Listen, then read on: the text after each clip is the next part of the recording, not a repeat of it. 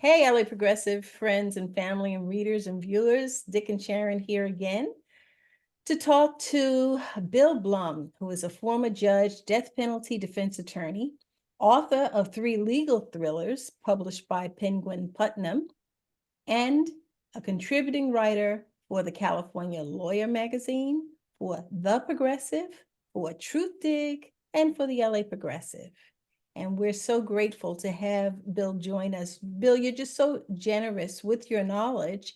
And we wanted to talk to you today about a piece that you recently wrote that talks about each of the 4 cases, as well as what's happening right now in the California Supreme Court with this Colorado case. So let's start at what's on the news right now. What's happening in the Supreme Court right now? Sure. So the Supreme Court this morning heard oral argument in the case of Trump v. Anderson. That's the case from Colorado. Colorado Supreme Court held that under Section 3 of the 14th Amendment, the insurrection clause, Trump's ineligible to run in that state's primary and by extension in the general election. And judging from the oral argument today, I think it's safe to say that the court's going to reverse the Colorado Supreme Court's decision and permit Trump to run for election in all 50 states. Exactly how they're going to word their ruling is certainly unclear. You will have to wait to see the written decision, but I think it may be a unanimous ruling. And one of the ironic aspects of the oral argument is that it shows the utter bankruptcy of the legal theory of originalism. That's the theory that you interpret the Constitution according to the original public meaning of its terms. And if you look at Section 3 of the 14th Amendment, it's very clear that the section applies to presidents and candidates for the presidency. And it's quite clear that if you've engaged in insurrection, and the court didn't really even get into what constitutes an insurrection, but that if you do engage in insurrection, you are not qualified to serve as an officer of the United States if you've previously taken an oath to support the Constitution. And there are all sorts of mental gymnastics going on in the court right now to get around the plain meaning of that text.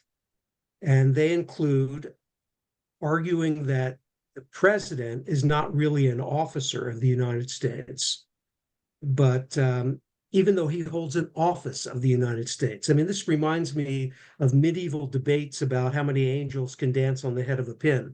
This was so silly and ridiculous when you consider the purpose of the 14th Amendment, which was to prevent insurrectionists from holding office in the United States.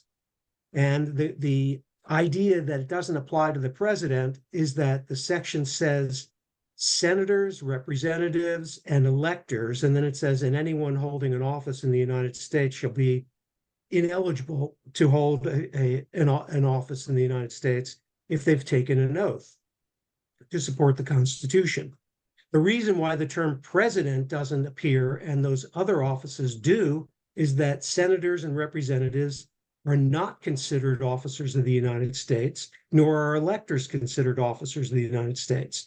And if you look at the debates surrounding the 14th Amendment, it was clear to the drafters that this section was designed first and foremost to prevent a former Confederate and a future insurrectionist from becoming president of the United States.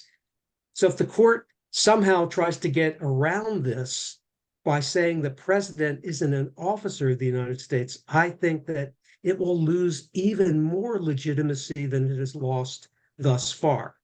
So how is the court going to get around it? Well, it may argue that we need a uniform statute passed by Congress to apply to all 50 states.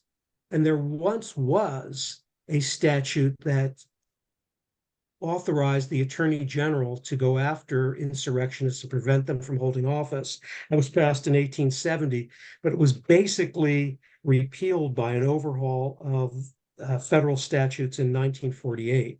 So the court may try to get around it that way, or it may invent some other theory to get around it. But the bottom line is Trump's going to be on the ballot, which it really comes as no surprise. So that's the first major thing that happened today, and only today.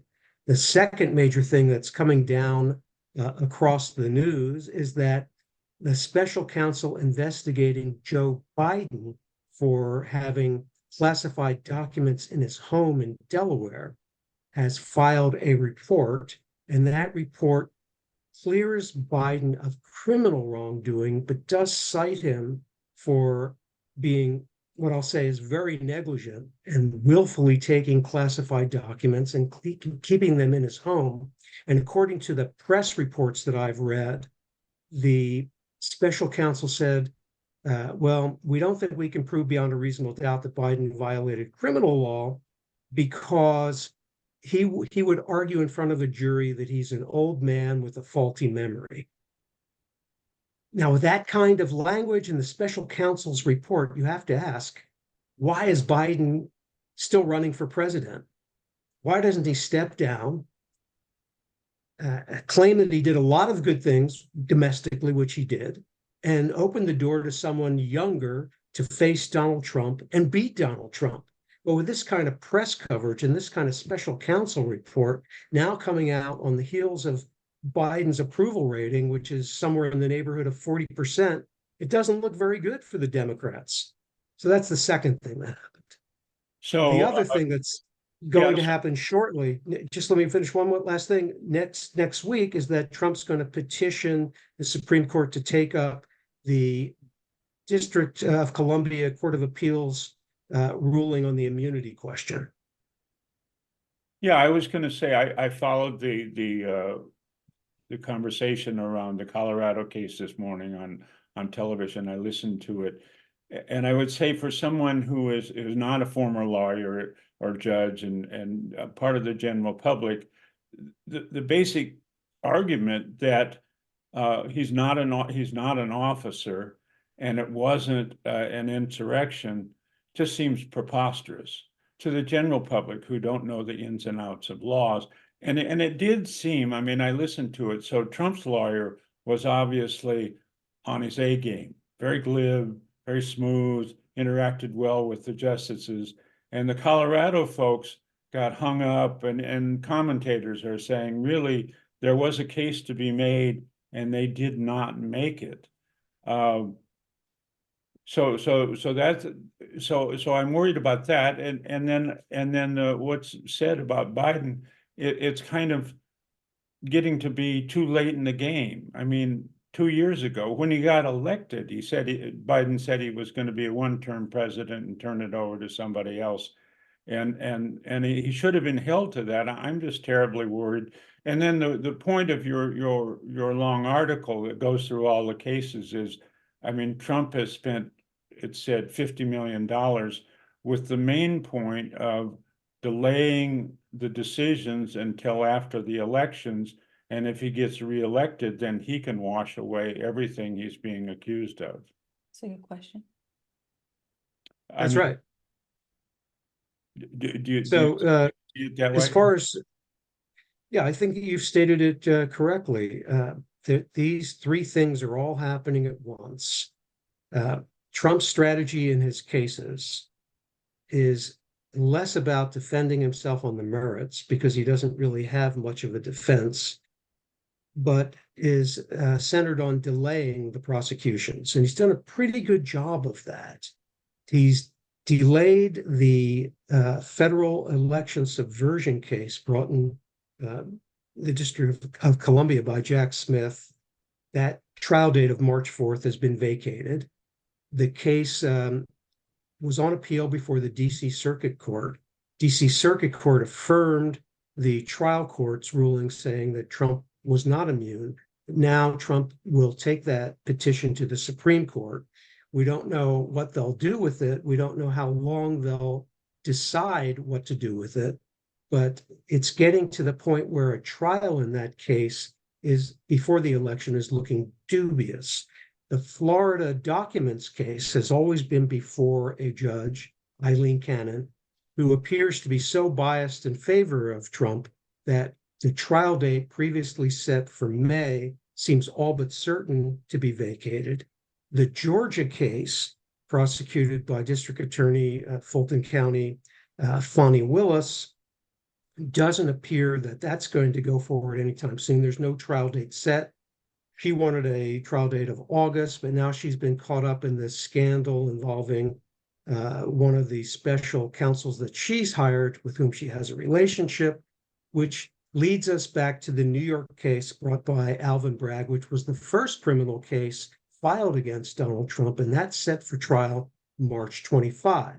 There's a hearing next week, in fact, Thursday, on the pretrial motions in that case. That case, I believe, is going to go forward. I don't think that the judge in that case is going to dismiss the case. And it's actually quite a serious case. And that may be the only case that goes forward prior to the election. There's still a chance that Jack Smith's election subversion case will go forward as well, but it depends on how the Supreme Court acts and how rapidly it acts in the immunity appeal. So Trump is pursuing a strategy of delay, knowing that, as you said, if he becomes president again, he can kill the federal prosecutions and then under the Supremacy Clause, delay the state prosecutions until he leaves office, which maybe not until he expires and they carry him out feet first from the Oval Office, because I don't think he's going to leave after the completion of his second term.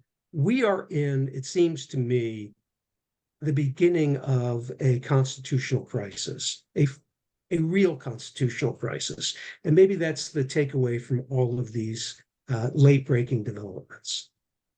Right. So I just kind of want to go back to what Trump is, the plan that he's clearly laying out before us if we're just paying attention. And this is what you've written about in the article that you originally posted with the Progressive, and then you allowed the LA Progressive to repost, and we retitled it. I thought I gave it a cute little title, Donald 91 Felonies Trump. So Donald 91 Felonies Trump has a slew of cases to be concerned about, but the 4 cases, 2 of which are state, 2 of which are federal, are the cases that he is trying to delay for the purposes of getting into office, which increasingly it's looking like he can do this. And then when he gets into office, again, Bill, if you would repeat, what do you think he's going to do with those two federal cases? Well, the federal cases, he'll order his attorney general to drop the cases. Okay. And then at whatever stage they're at, whether they're before the Supreme Court or they're back in their trial court, they just will not prosecute them. They'll drop the cases. And the likelihood that there is anything that the American people can do about that. I don't think there's any way that the American people can force the federal prosecutions to go forward. And of course, there's the longstanding policy under the Department of Justice not to prosecute sitting presidents. So I don't think there's anything that could be done to prevent Trump from doing just that. So this longstanding policy to not prosecute a seated president, is that just a tradition, or is it really something that's been codified? It's not been codified. It comes from 2 Office of Legal Counsel opinions, first drafted in the aftermath of Watergate, and the second during the Clinton impeachment probe. And the analysis is that because a criminal prosecution would be so disruptive of the functioning of the executive branch, it should not be allowed to occur during a presidency. But of course, after a president leaves office, the president can be prosecuted. That's what the immunity case is all about. But he's not going to have left office if he gets reelected. He's out of office now. And another takeaway from today's proceedings may be that If you're looking for someone to blame, at least in part, for the delay, look no farther than Merrick Garland for delaying and appointing Jack Smith as the special counsel. So, so we agree, people like the three of us and probably a lot of people we know follow what's going on with Donald Trump. But I have a sense that the general public is just tuned this out. The daily Trump parade of lies and blustering and even the arguments that look into him. And then on the other hand, we have now an official document saying what all of us know, that Joe Biden is feeble, he's slipping, every time he gets up to give a speech, it's like, oh my God, he's an old man. So in this mess and the country facing this constitutional crisis, is there any way you see that we can pull out of it? Yeah, I think that there is a way. It's for the Democratic Party to wake up and convince Joe Biden to step down and to have someone of national stature, someone like Gavin Newsom. And again, this doesn't have to be somebody perfect. Nobody's perfect. People have to understand no candidate that you choose is going to be perfect. You need to have someone who can win the election, defeat Donald Trump, and send the MAGA movement back under the rocks from which it came. So that's imperative. That can still be done. I believe that still can be done. I am very doubtful, however, that Joe Biden can beat Donald Trump at this point. Well, this is February the 8th. And so we're talking about a November election. If there wasn't talk already out to the general, if there wasn't something leaking already about the Democratic Party attempting to bring in Gavin Newsom, I mean, Gavin Newsom is posturing himself, clearly he's posturing himself for a 2028 election. But I just really doubt that there is any intention on Biden's part or even the Democratic Party.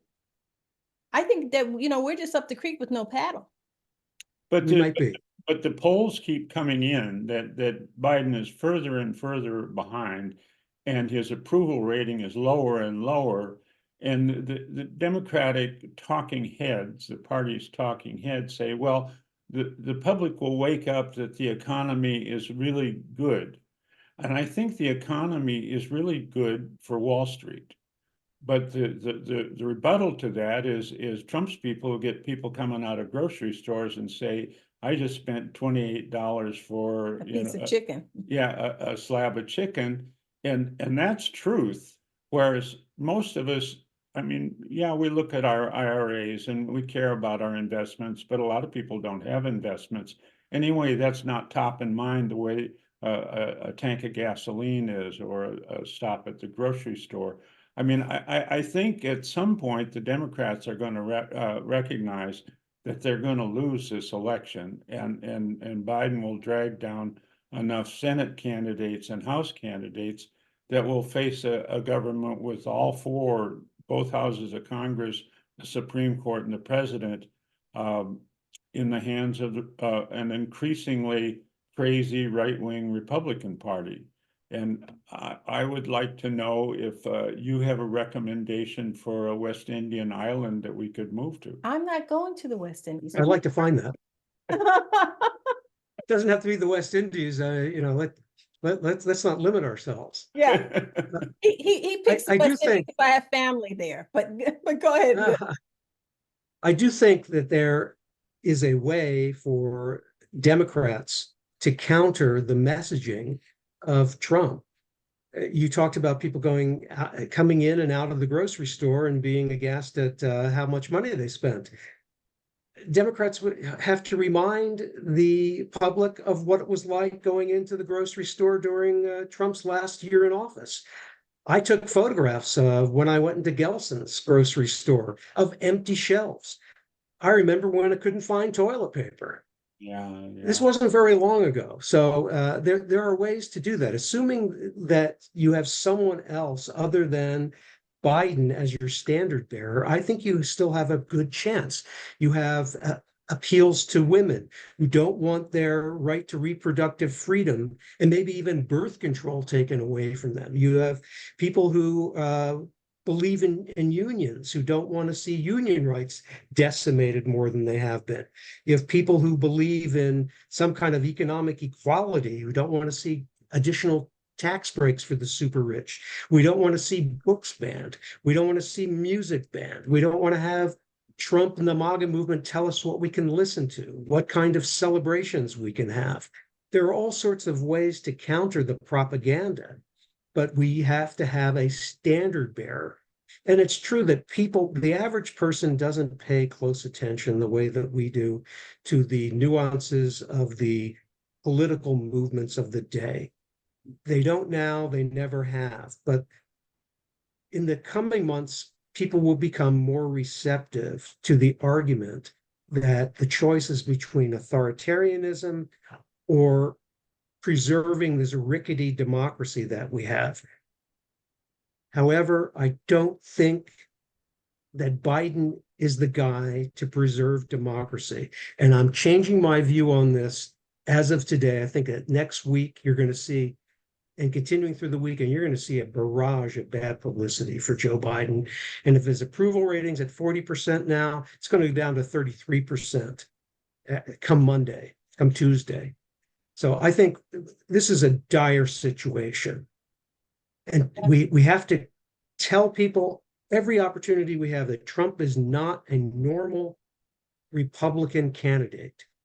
This is someone different, someone who is at odds with the entire constitutional structure.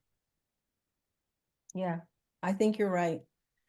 Well, thank you for another enlightening half hour. I wish that the information that you shared was more positive, but it certainly is the truth. Yeah, we I'd like really, to be more uplifting. yeah, we really appreciate your insights. Thanks so much, Bill. Thank you, Bill. Have a You're great day. welcome. Any Thank you for sticking around. If you like the LA Progressive content and the discussions we have here, please consider clicking the subscribe button below and also give us a thumbs up. That helps to grow our audience by feeding the algorithm, which helps to get this content in front of more eyes. Thanks for stopping by. We really appreciate your support.